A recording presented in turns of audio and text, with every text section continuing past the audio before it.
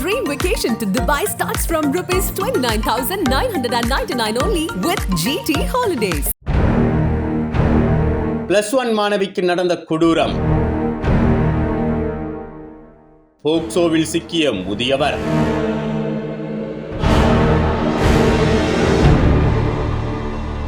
அதிரடி தீர்ப்பு வழங்கிய நீதிமன்றம்.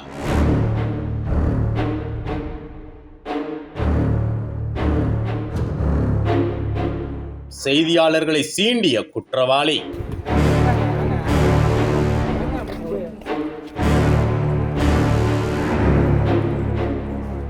இரண்டு வருடம் கழித்து கிடைத்த நீதி.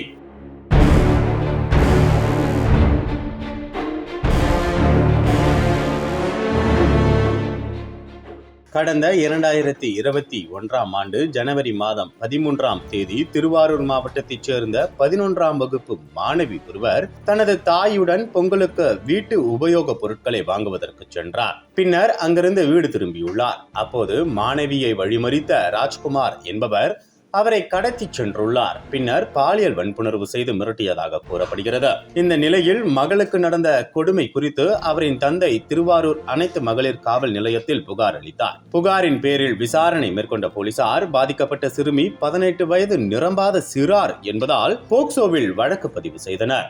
மேலும் விரைந்து கொரடாச்சேரி பெருமாளகரம் பகுதியைச் சேர்ந்த ராஜ்குமாரை கைது செய்தனர். அவரிடம் மேற்கொண்ட விசாரணையில் சிறுமியிடம் அத்துமீறியது தெரியவர போக்சோ சட்டத்தின் கீழ் நீதிமன்றத்தில் ராஜ்குமாரை ஆஜர்படுத்திய போலீசார் சிறையில் அடைத்தனர்.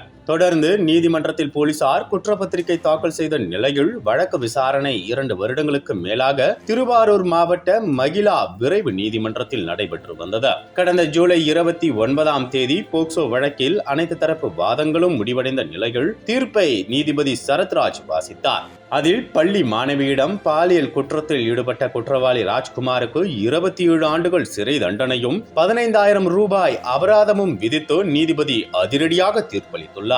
மேலும் பாதிக்கப்பட்ட சிறுமியின் குடும்பத்திற்கு தமிழக அரசு 6 லட்சம் ரூபாய் இழப்பீடு வழங்க வேண்டும் என்றும் இந்த இழப்பீடு தொகையை தீர்ப்பு வழங்கிய 30 நாட்களுக்குள் அரசு வழங்க வேண்டும் என்றும் நீதிபதி சரத்ராஜ் தனது தீர்ப்பில் கூறியிருக்கிறார். முன்னதாக பாதிக்கப்பட்ட சிறுமிக்கு தமிழக அரசு 1 லட்சம் ரூபாய் வழங்கிவிட்ட காரணத்தினால் மீதமுள்ள 5 லட்சம் ரூபாயை வழங்க வேண்டும் என்றும் நீதிபதி தனது தீர்ப்பில் விளக்கியது குறிப்பிடத்தக்கது. இதையடுத்து மீண்டும் சிறைக்கு ராஜ்குமார் வழிகாவல் போலீசாரால் அழைத்து செல்லப்பட்டார். அப்போது அவரை செய்தியாளர்கள் புகைப்படங்கள் மற்றும் வீடியோ எடுத்தனர். இதனால் ஆத்திரமடைந்த ராஜ்குமார் செய்தியாளர்களிடம் வாக்குவாதம் செய்ய முயன்றார்.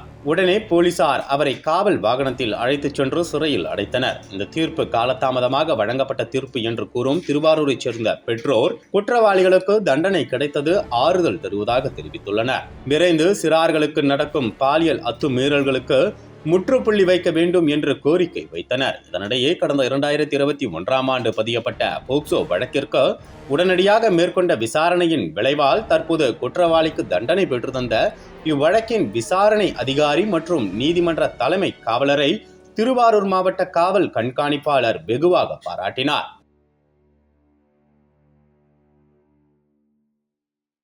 உங்கள் நக்கீரன் இதழில் கதாசிரியர், தயாரிப்பாளர், இயக்குனர் என பன்முகம் கொண்ட திரைக்கலைஞர் VC குகநாதன் எழுதி வரும் சினிமா கொட்டகை பரபரப்புக்கு பஞ்சமில்லா தொடர். வாங்கி படியுங்கள் நக்கீரன். அனல் பறக்கும் செய்திகளை அப்டேட் செய்து கொள்ள நக்கீரன் களத்தை இப்பவே சப்ஸ்கிரைப் பண்ணுங்க.